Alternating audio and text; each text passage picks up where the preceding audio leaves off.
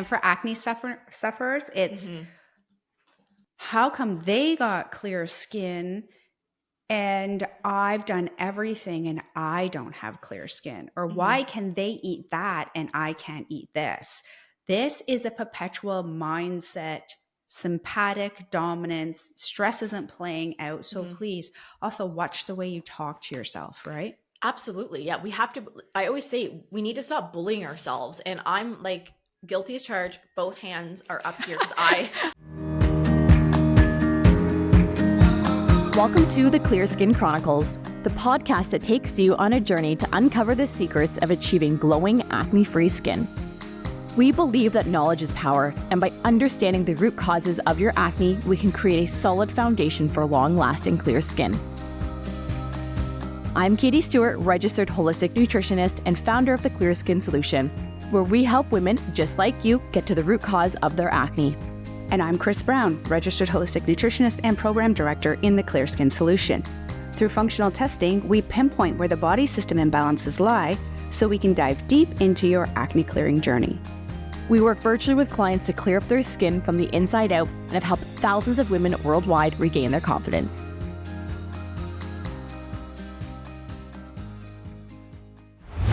If you've been in Katie's world for some time now, and I think you have, you know her love for matcha like out exceeds many, many things.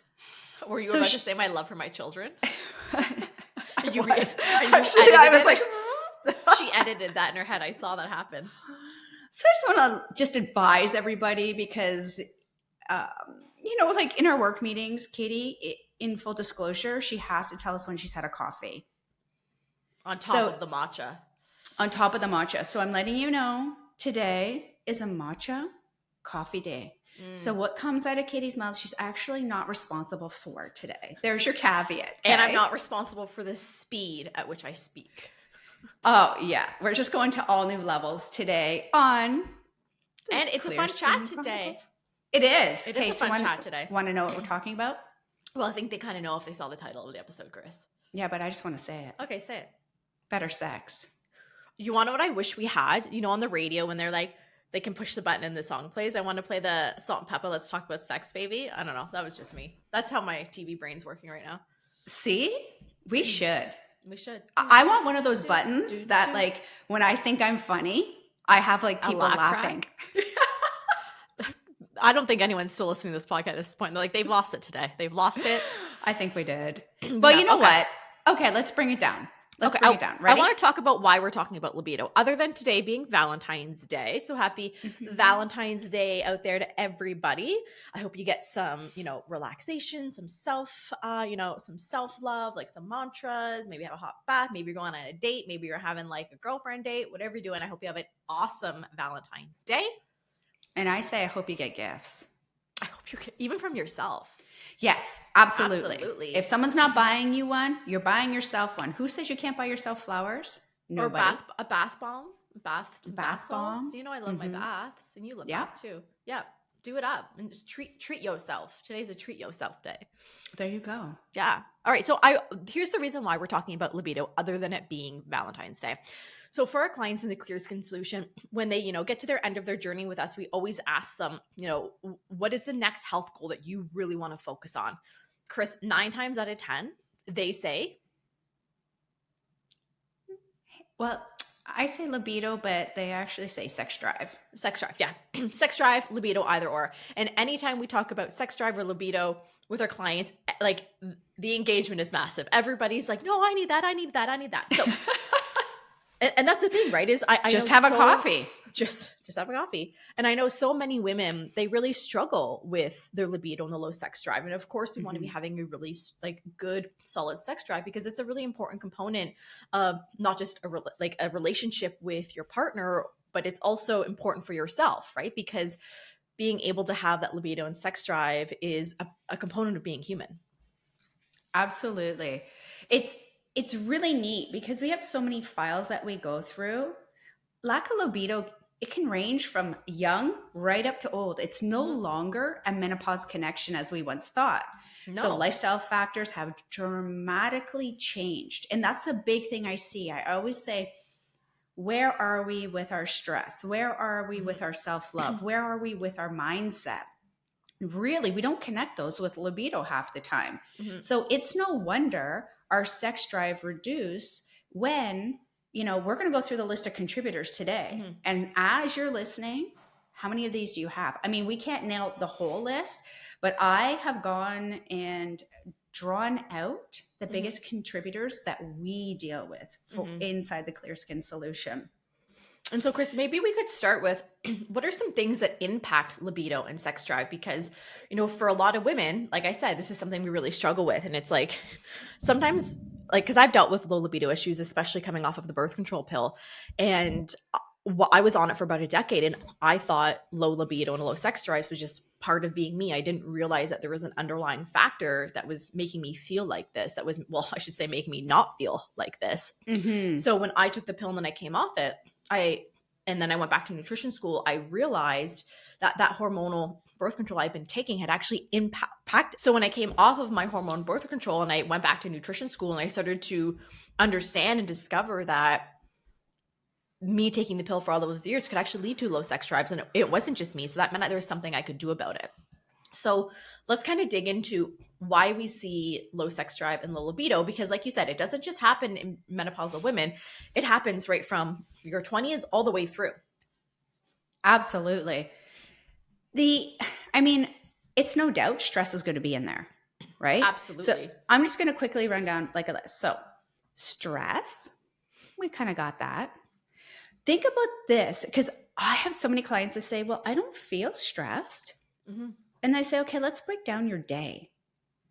Because what about exams for the younger population? Or for me, I went back to school. Well, how many times have I been back to school and do an exam? So exams, children, yes, are bundles of joy. Too many tasks and trying to multitask, house schedules, your social schedule, your work, all the things that we randomly sleep. Well, I wasn't there yet. Oh, sorry. I just, Chris, sleep. You got so excited because you love I do. You are like, you prioritize your sleep, which is great. Yeah. So no, the other thing is, and you've come a light year away, like you really understand this when I say saying yes when we really mean no. That was something I worked on heavily a few years ago. It's because I am a yes person. Like, no, my limb's hanging off my body, but no, sure, I can make that for the bake sale. Yeah, absolutely. If we don't have the stress, if we don't have stress, hey, let me know. I want your tactics. But I want to go back to what you were saying about when the clients say that, oh, I'm not stressed. And then we're like, okay, well, you may not like think you're stressed, but like you're saying, let's list out all the things. And it's almost like we get to this point where we're so used to living in a chronic state of fight or flight and a chronic state of stress because it just becomes our norm day to day that we don't realize we're actually under a lot of stress. Like you said, the demands of going to work, and maybe you have kids, maybe you have parents you care for, maybe you have loved ones, or you're a caregiver to a lot of people. You have errands and groceries, and you're ordering things on Amazon. You got to book the appointments, and you got to take the dogs to the vet, and this happened, that happened. Like all of these things that are happening in your day that you just take on because it's what you do day in and day out.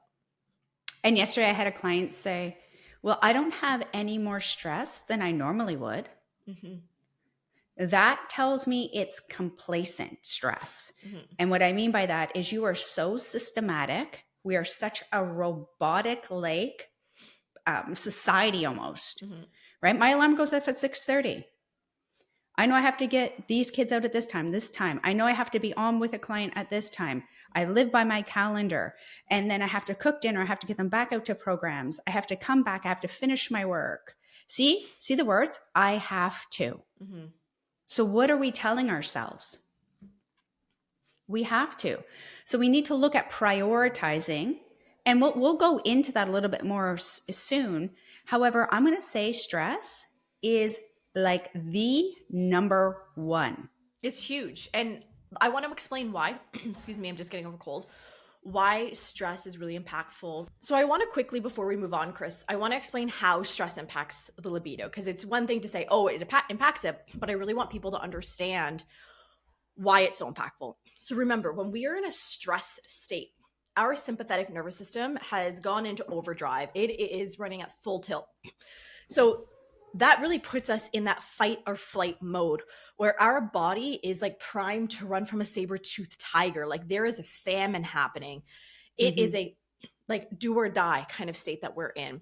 And when this happens, when we're living in this sympathetic fight or flight response, our body diverts blood flow to specific areas because reproduction shouldn't happen when we're in a famine. So that's naturally going to lower your libido and your sex drive because your body is so hell-bent on running from that saber-toothed tiger. But instead of it being a saber-toothed tiger, it's your, afternoon schedule is what's going on.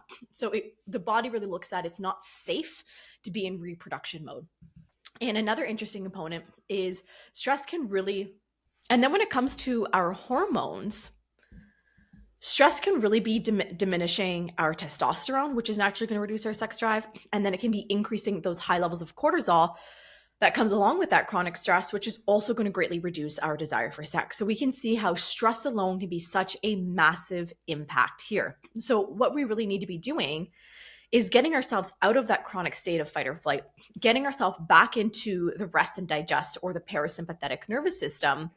And we do this by incorporating stress techniques. And I always say what the stress technique that works for me may not work for you. It's something that is very individual. So maybe some people find that when they're getting in a stressed response, they take 10 deep breaths. Or maybe you need to get outside and just breathe in fresh air, take a walk down your street. Maybe it's meditation, maybe it's doing yoga, maybe it's having a hot bath, something that works for you that can really bring your stress levels down. But it can't just be tactics. We also need to, on the same spectrum, we need to be really looking at our day-to-day tasks and see where we're able to start setting those boundaries of saying no to things, reminding ourselves that we don't need to be packing our schedule full from the time our eyes open to the time we go to bed, because then that's going to leave us no time to rest for ourselves. And we live in this society where we think we need to be doing something every second of every day. We're not being productive, or we're not worthy of X, Y, and Z because we're not killing ourselves to live. That shouldn't happen. We're allowed to rest. We're allowed to have downtime. So really seeing where in your day, can you delegate things? Can you ask for help? Can you start setting more boundaries? Really, and again, this isn't something that we can do for you. You're going to have to go in and really examine your day-to-day and your schedule and see where there's little pockets that you can get in for rest and relaxation. Because again, if you're stressed from the moment you wake up to the moment you go to bed with no downtime, also, how are you going to find time to connect with your partner? If you do not take time for yourself, nobody's going to give it to you. That's essentially how it goes. Yeah. So if we're sitting in chronic, even acute, but if we're having a sympathetic dominance nervous system attack, the body is not going to give blood flow to the lady parts. It can't happen. Because like you said, it's putting out that fire. It's putting out the danger. So think about it as we have laundry. Think about it as we have dinner. Think about it as we have that commitment that we didn't even want to say yes to, but we did. Mm-hmm. All of these are going to compound and just implode. And like you said, like going for a walk, or we're asking you in 24 hours in a day, can you please find 15 minutes for yourself? Start there, 15 minutes. Whether it's 15 minutes before bed, turning off your phone, right? We always talk about bedtime hygiene, and we can get into that. Like, think about the doom scrolling. Like, we have so many of our clients, they're like, I scroll through Instagram and TikTok, but all it's doing is making me feel crappy about myself because I'm playing the comparison game. I'm looking at weight loss. I'm looking at clear skin. I'm looking at the success of other people and what they're doing. And this is, again, going to cause stress in our body from just doing the doom scrolling on social media. Yeah. And for acne sufferers, it's how come they got clear skin and I've done everything and I don't have clear skin? Or why can they eat that and I can't eat this? This is a perpetual mindset, sympathetic dominance. Stress isn't playing out. So please also watch the way you talk to yourself, right? Absolutely. Yeah. We have to, I always say we need to stop bullying ourselves. And I'm like, guilty as charged. Both hands are up here because I was going to say, do you know anyone? I'm the pot calling the kettle black over here. Like, I'm preaching, like, you preach the choir over here, because we all bully ourselves all day long, and we're constantly talking down to ourselves, and that's going to be impacting our stress response as well. Mm-hmm. And then going back to sleep, because I love to talk about sleep. The other thing is, when we're sleeping, that's when the body is restoring itself. That's when the body's cleaning house. It's really helping to organize our hormonal balance. It's helping us, improve our mood, because it's reducing that cortisol, and is really helping us get ready to take the next day on. So if we are constantly burning the candle at both ends, we're going to bed really late, we're waking up really early, that's also going to be impacting our libido and our sex drive. So if we're really, really wanting, like, Katie, I need to get my libido back, I need to be focusing on my sex drive, start with stress and start with your sleep. And when it comes to sleep, in an ideal world, we would love for you to get 7 to 9 hours a night. Go to bed. You ready for it? I know I'm going to get hate mail for this. 10 p.m. Why do you always say that? Because you're not going to get hate mail. These are life skills. I know. These are habits that they sound so like basic. Oh, that's just easy and basic. I'm that's telling you, zone into this. There's no hate mail. Master the basics first, and that is stress reduction, sleep, anti-inflammatory nutrition. But when we're looking at that sleep, if we can be getting bed to, by 10 p.m. and then getting that 7 to 9 hours of sleep, that's going to go a long way to helping your libido and your hormones. But I also want to say, on the other hand, Chris, because we get a lot of shift workers. We work absolutely heavily. Like, one of our number one professions we work with is nurses. And nurses can't be like, hey, ER, you want to what? That's not going to work for my sleep schedule. So, Chris, I know you work a lot with the nurses. What do you generally tell them when it comes to helping their body with sleep? We cannot work outside of the areas we can't control. First, they are in sleep deprivation. Their organs, their body systems, they're not going to do at the level of somebody else's body that's going to do if they're awake when the body's supposed to be sleeping and doing something else. However, nature did not intend shift work, but it is what it is. So I always say, okay, first of all, there's different types of nurses, but for the ones that work, so many, usually 3 days on, so many days off, stuff like that, please, that very first day you come off and you are no longer on that evening shift, that midnight, that overnight, whatever it is, take that day for yourself. Rest. Don't pack it full of appointments. Do not. I got to go grocery shopping. I got to do this. Please, sleep is necessary and it's vital and it's a must. And when we can't control it, we need to work in the realms that we have. Therefore, that first day, fine, you want to throw a load of laundry in and you want to go binge watch some Netflix, read a book, have a bath, stare at the ceiling and do nothing. Yeah. This is what you do. You pack everything in that day because I got to get this done because I only have 3 days off. What? You have 3 days off. Like, I don't do shift work like that, but sometimes, I'm working till 10:30. I could be teaching. I could be hosting clients. Tend not to do that because my brain just goes sideways at that point. However, if you again, within that control, because we like that word. When we're stressed, we like the word of what we can control. I'm obsessed with it. That's why. Does anyone else rage clean when they're stressed? I rage clean when I'm stressed because I feel in control. I don't call it rage clean. Oh, I stress rage clean because that makes me feel in control because I'm able to clean up and put this there and organize that. I know there's some people listening. They're like, yeah, Katie, I know what you're talking about. I rage clean all the time. No, you know what? So when I was working for a job I hated, for the people I didn't like and enjoy to be around, for all the things I was doing because I didn't know about the boundaries were okay to do this and this and this and this. I would clean, and I do it too. It's not as prevalent as it was before, but when Steve and the kids come in and they see furniture rearranged, you will hear them, and they scatter like mice. The lights went on, and I don't see any of them. All I hear is, she's moved the furniture.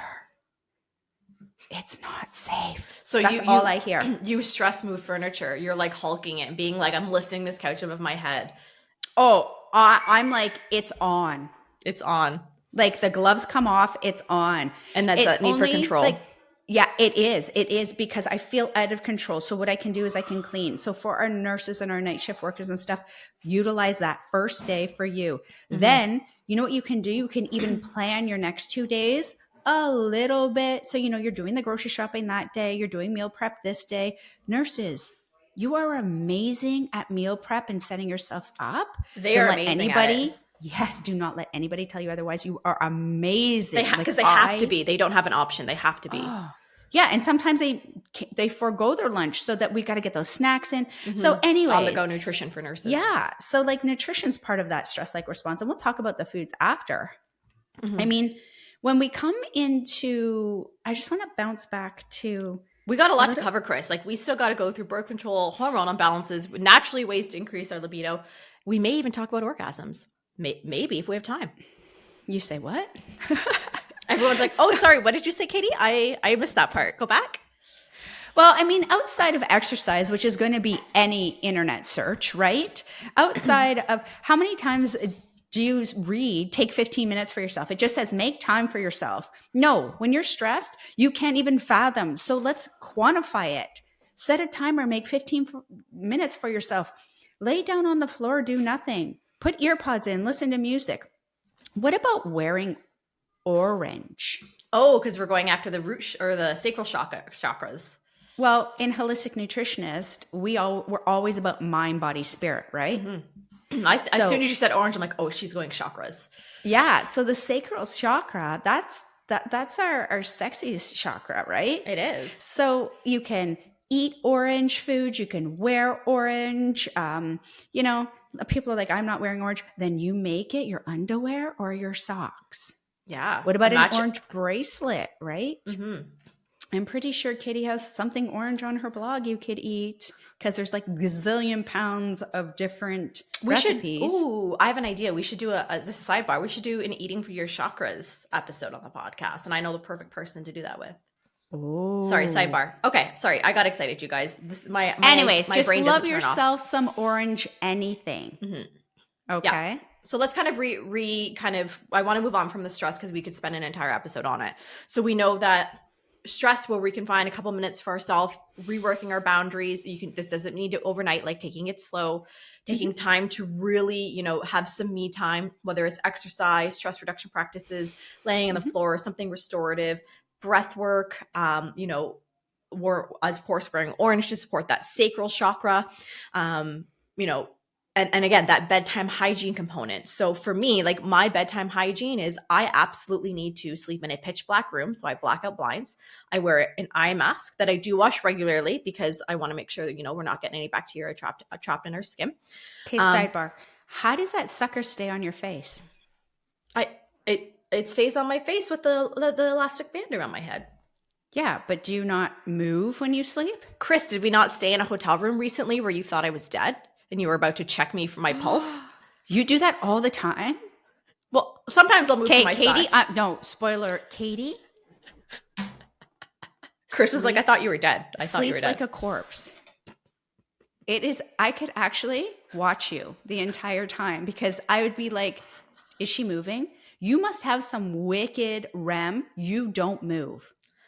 I did want to check her, because I'm like, who's going to do the podcast with me? Because this one's clearly gone. You know what it is? It's the chronic pain, because I'm like, if I sleep on my back, then sometimes I'll sleep on my side, but the back pain causes me to be like, and Chris was like, Katie, you actually had your hands on your chest like you were in a coffin. I did. I was just like, do I check, or do I'm just going to lay here, because if she's dead, I don't want to ruin my sleep. Like, that's Chris's bedtime hygiene. That's Chris's bedtime hygiene. That's my bed. Like, do not infringe on this, Katie. Yeah.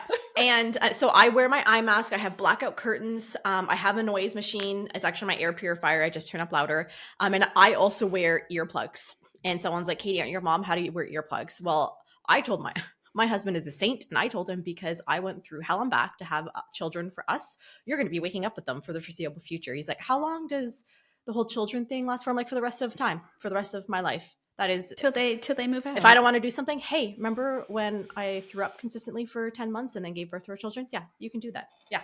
Yeah. So I actually have to wear earplugs because since becoming a mom, I'm such a light sleeper that for sure. like even if the dog gets up and like repositions, or my husband snores so horrendously, like it's horrendous. So that's my bedtime hygiene. So you need to create a bedtime hygiene. And I do take my L-theanine before bed, and I do take my CBD, my prescribed CBD before bed. And I give Steve L-theanine.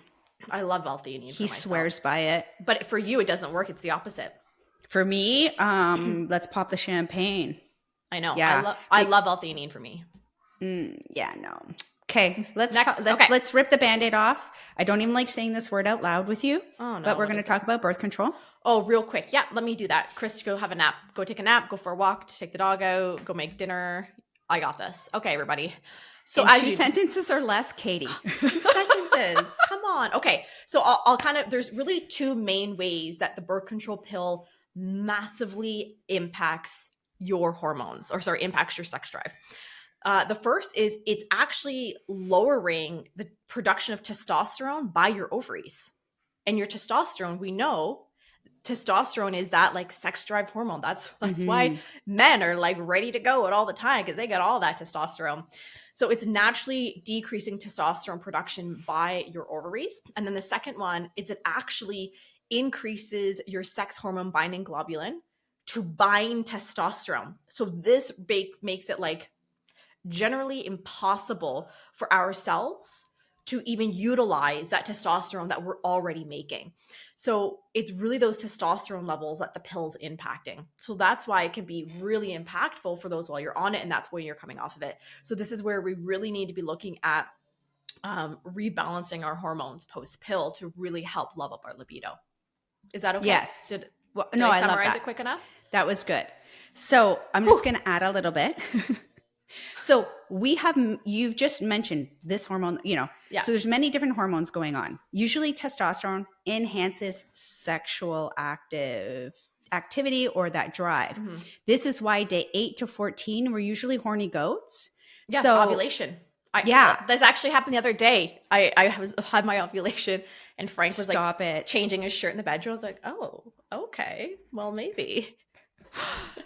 We have a deal. And I know, Chris, I don't know if we should share that deal with everybody, because I track my cycle, and I know, and sure enough, I looked at my calendar. I'm like, oh, that's why, because I'm ovulating, because we naturally have an increase in our sex drive around ovulation, because when we ovulate, that releases the egg, so it allows for the sperm to fertilize. So our like genetic DNA makeup is like, oh, it's time to make a baby.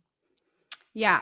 So for you, Katie, just go find a pole in your basement. That would make me happy. Chris, but for the other people, when you don't explain why, no, I'm not going to explain why. I'm just going to dangle that. You're going to explain why. It's because Chris is fearful of pregnant Katie. She has a general fear when I am pregnant for multiple reasons, but mainly. And I think we've shared that before, but I'm just gonna do this right this second.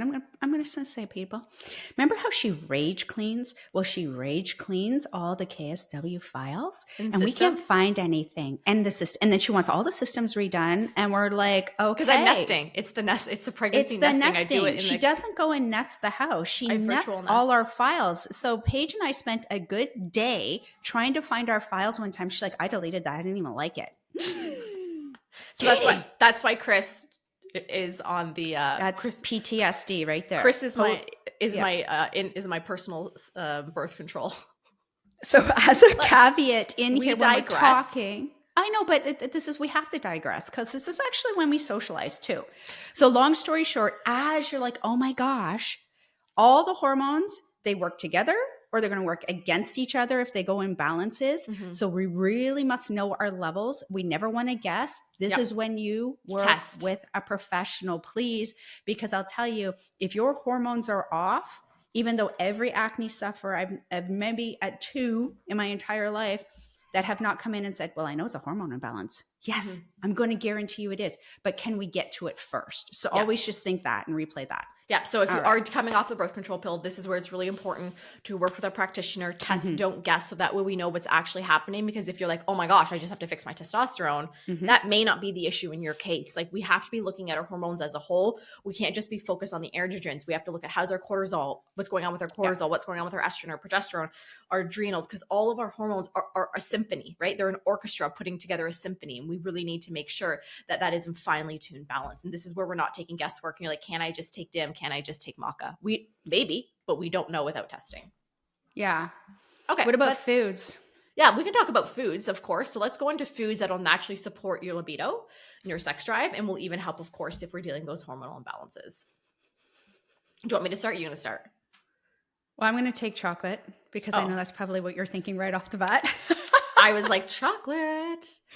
Dark. Yes, please. 72% or higher, right? Or raw cacao. Like, I'm a big fan of raw cacao powder, which is an unrefined, purest form of chocolate that hasn't been heated. Like a cocoa powder has been heated, so you lose some of the nutrients in it. But that dark chocolate and raw cacao is going to be really wonderful for helping supply those antioxidants and helping. Sorry, I'm taking over. You go. See what I did there? See what I did there? See what she's now. Can you see what I went through with when she reorganized the files? Like right there. That's like a little. No, go for it. It's fine. But what we're just saying is why Katie's not using the refined processed is because likely there's going to be a binder or a filler or a sugar. Dairy. And we don't want that. Mm-mm. So the darker the chocolate, the less sugar. That's really easy. If it has any kind of word like alcohol in it, guarantee it's derivative of a sugar. It doesn't mean that you can't not indulge in it. The thing is it's 1, 2 squares. It's not the bar, right? So our body uses this chocolate, the derivative of it. It enhances dopamine in our brains. And this little gem of a neurotransmitter is all about our perception to pleasure. Oh. So you're saying, Chris, I should be eating more chocolate today on Valentine's Day as everybody goes and adds to cart. Not during ovulation, Katie, but for you, yes. But exactly. So we can. 50% of the dopamine is also made in your gut. So if you don't have that pleasure seeking, please note that the imbalance of your gut microbiome is going to play an imbalance. And this is why we don't go to hormones first. We need to clean up that gut.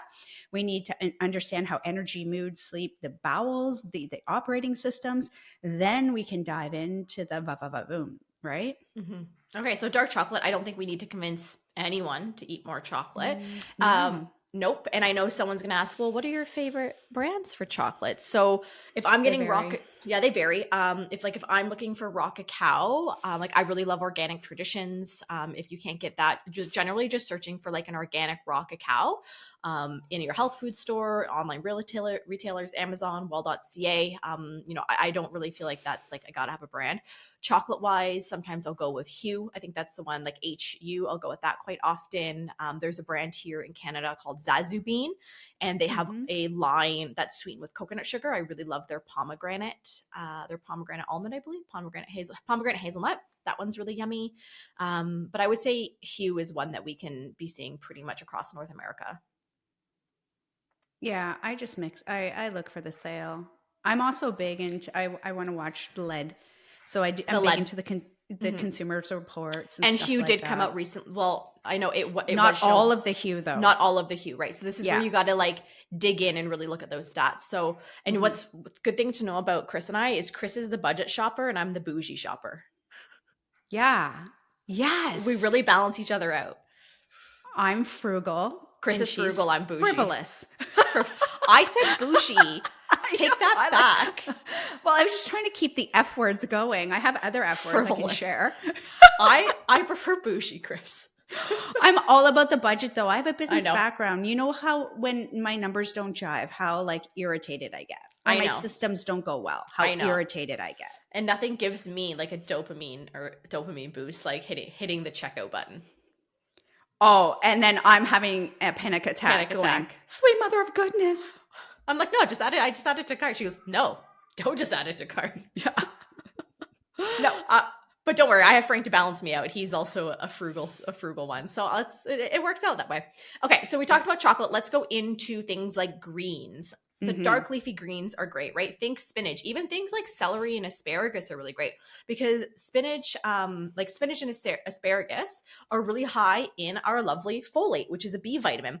And I know you love your good geek facts here, Chris, and you already know this fact, but folate is not only a really big thyroid loving vitamin, it also helps in the production of histamine, helps in the production of histamine from mast cell activation during sexual stimulation.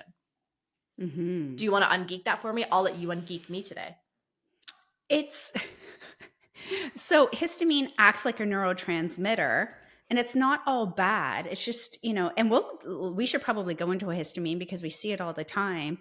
But histamine it goes and it like calms things down.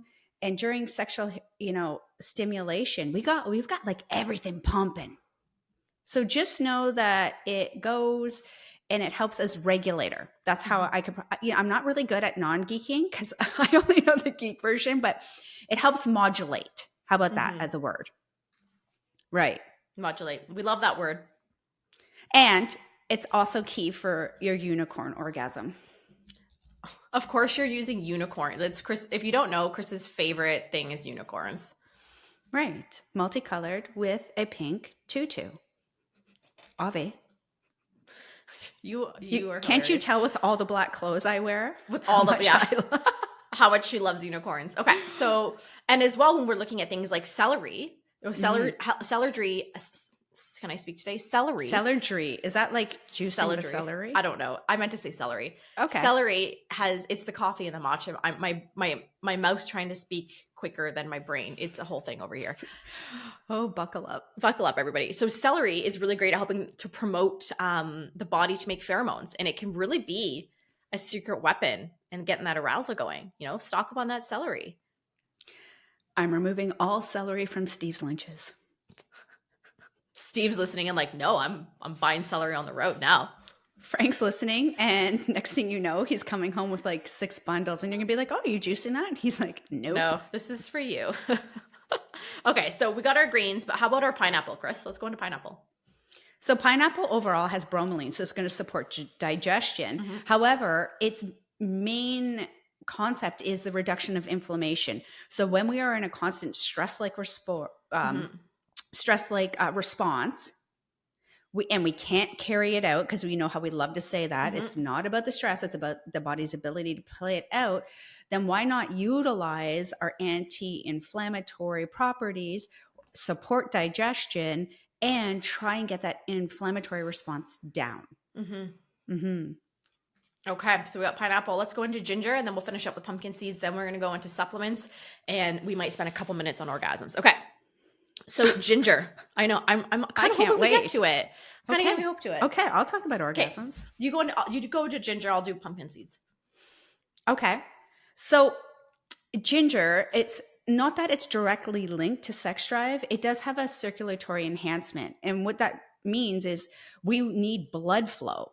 So our lady parts need blood flow. That's going to stimulate lubrication and everybody's desire for that orgasm. Because really, what's the point otherwise? Let's just be honest, right? So one little caveat here, as much as, because I'm like the bubble popper, as much as I'd love to give you these tips and you're going to be shredding ginger on everything, the word of caution, and most people actually will not know this. If a person carries too much heat in the body, and then why I'm saying this is because with acne, we tend to see heat in the body, right? When we do facial mapping. Mm-hmm. It can perpetuate or promote more of it. So everybody's going, well, how do I know if I have it?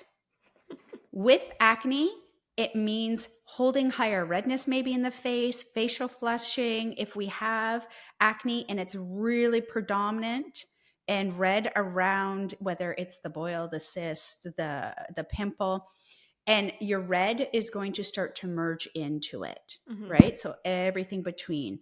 So that could be an indication. So just go with caution. I love ginger, right? Like if I need something sweet, I'll brew a ginger tea. I tend to hold a little bit of heat, but I'll do that just because I'm outweighing, and it's not so much the tea bag, right? So don't think your ginger tea is going to be like as potent here. Okay, so let's move in to the last one, pumpkin seeds. So we can actually be eating foods that naturally help boost testosterone. And pumpkin seeds are one of those because they're a great source of zinc, and that can help naturally increase our testosterone levels. And of course, this is going to be linked to the higher sex drive. So if you know you already have high testosterone, this is something where you want to be speaking with your practitioner to see if it's good for you. But you can absolutely go and look at like zinc rich foods and testosterone rich foods. Like a lot of people know that oysters are a great libido boost. I know I'm not a fan of oysters. They're like, oh, it's an aphrodisiac. Nope, not for me. They are vile. So again, things like, cold, if we're kind of going in that libido, testosterone, omega-3, zinc kind of realm, we can be looking at things like cold water fatty fish. These are things we talk about day in and day out. The dark leafy greens, which we talked about, things like avocados. Maybe it's pasture-raised egg yolks because these are going to have those healthy fats and the selenium, the selenium being that the antioxidant in the body. And maybe we're looking at things like berries and cherries, pomegranates, things that are high in the antioxidants, because the antioxidants are going to help protect our testosterone producing cells from damage. So this is really going to be helping to increase our testosterone naturally. As like we said, most of us know that shellfish, oysters, clams, not my thing, but if that's you go to town on that. No. So these are some foods that we can be naturally incorporating to support our testosterone levels. Okay. Supplements. All right. You handle supplements because I know. I don't love to chat supplements on the podcast not because I don't want to share. It's so individual and like. It's so individual. I get, this is the only thing that probably always stresses me out. And me too, because people ask this all of the time, is Katie, what supplement should I take? My answer will always be, I don't know what supplements you should take because I don't know your health history. I don't know your case file. I don't know your lab results. I don't know what's happening in your body. And we don't want to say, go and take X supplement for estrogen, but your issue is really androgens. Like this is why it's so individual, and we cannot take a blanket approach to supplements and just go to Google and say, hey, Google, what supplements do I need for libido? Right. But Chris, let's go through three. Let's go through three. Okay. So tribulus. So what that does is it helps increase DHEA and testosterone. So again, know your levels. I can't be more clear. Do you see how this stresses me out? I have to repeat that. Also, this can be used in bowel motility. Like that's just like a fun fact. Because who doesn't like geek? Who doesn't love geek? L-arginine, amino acid. That's what I know you're going to go next. So I'll handle that one. So we know that L-arginine, it's an amino acid, and it's really beautiful for helping to assist with blood flow and dilation in our lady part area.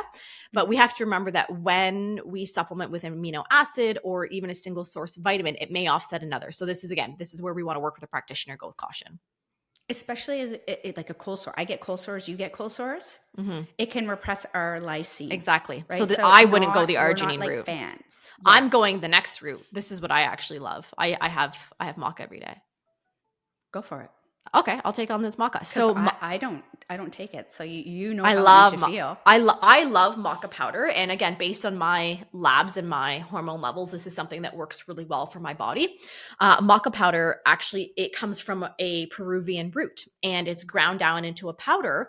And I really, whenever, again, there isn't a specific brand. I generally go with Organic Traditions because that's what I can get here. But looking for an organic gelatinized maca powder because it'll be easier to digest.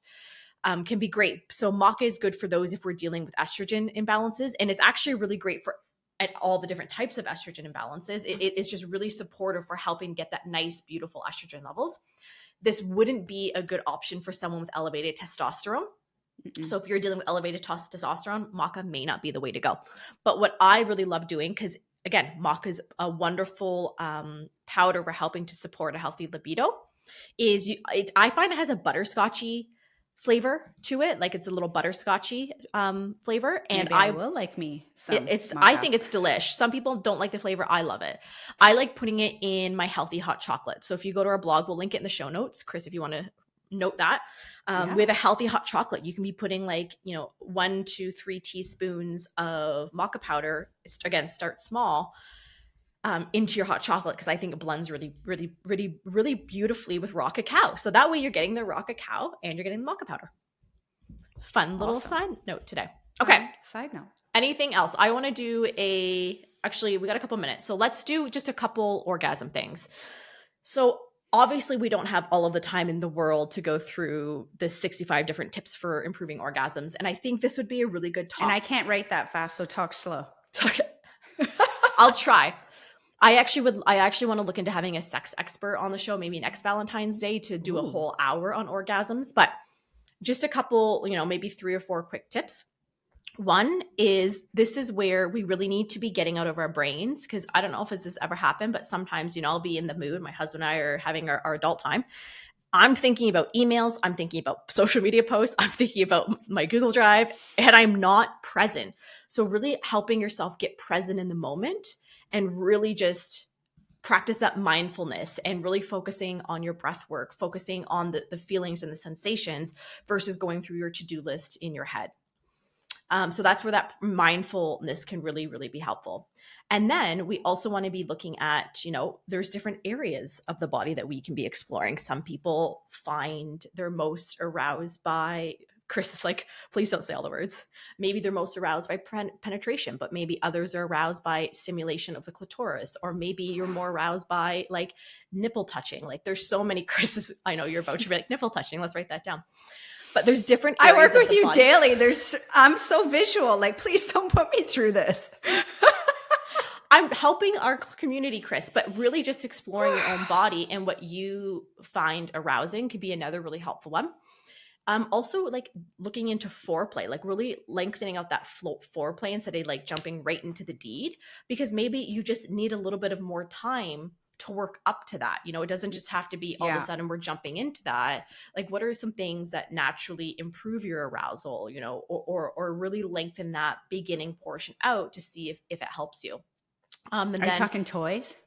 I was going there next. You stole my thunder, Chris. Sorry. And because I'm starting to sweat. I'm a grown woman. This is Chris's not ideal topic to talk about. Why are we talking about this? Why Chris is like sweating to death. She's like going red.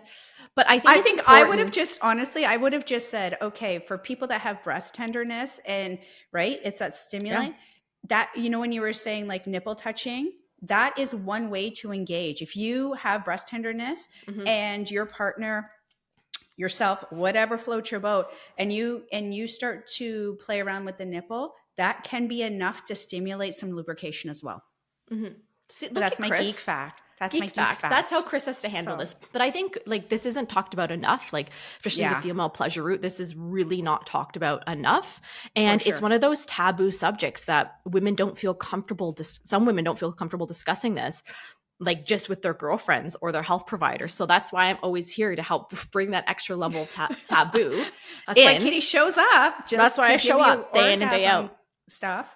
Orgasm tips. And then that's the other thing is maybe, you need to experiment with like the self component to it. Maybe that's where you have your different toys or something that you can utilize and experiment yourself to see if that's something to take on. And I think a final tip that I want to give in this is don't be afraid to ask for what you like, right? Like if something doesn't feel good, or if, there's something that you're like, oh, I might like this, don't be afraid to ask, right? Because I don't think a man would be afraid to ask. Do you, Chris? No. God, no. They don't have this same clinical process, and they're just like, yeah. So those are my kind of key tips. Obviously not a sex expert, but I've read all of the Cosmo articles and all of the things and been married. So yes, a sex expert then. Been married for 10 years, have some kids. So I think next Valentine's Day, let's bring in a sex expert to talk about orgasms. Everyone's like, no, do it next week. All right, everybody, let's kind of summarize what we talked about today. So when we're looking at our libido, the things that we really want to be looking at is one, our stress levels. How can we getting, naturally reducing these? Really focusing on that quality sleep. 2 things we talk about pretty much every week on the podcast. Really focusing on those foods that are going to support our antioxidants, support our zinc production, enhance that dopamine. So think things like, dark chocolate, raw cacao, greens like spinach, asparagus, and celery, pineapple, ginger, pumpkin seeds, zinc-rich foods, because zinc is going to be supporting our testosterone. Maybe supplements that you can talk with your practitioner about of the tribulus, the L-arginine, the maca powder. Again, there's going to be more specific recommendations for supplements based on your imbalances, but these are just 3 that are pretty common for libido. And then, really explore that component to improving orgasms as we talked about. All right, everybody. That was a fun episode. Happy Valentine's Day. Happy Valentine's Day to everybody. And what are we talking about on the podcast next week? I always like to give a quick little update. Oh, next week is fueling the acne fire. We're going to be talking inflammation and oxidative stress and how it is just flaming the fans of acne. Thanks for hanging out with us this week on the Clear Skin Chronicles. We'll see you next Wednesday with a brand new episode. Remember to subscribe to the show and drop us a review. Sending glowing vibes your way, Katie and Chris.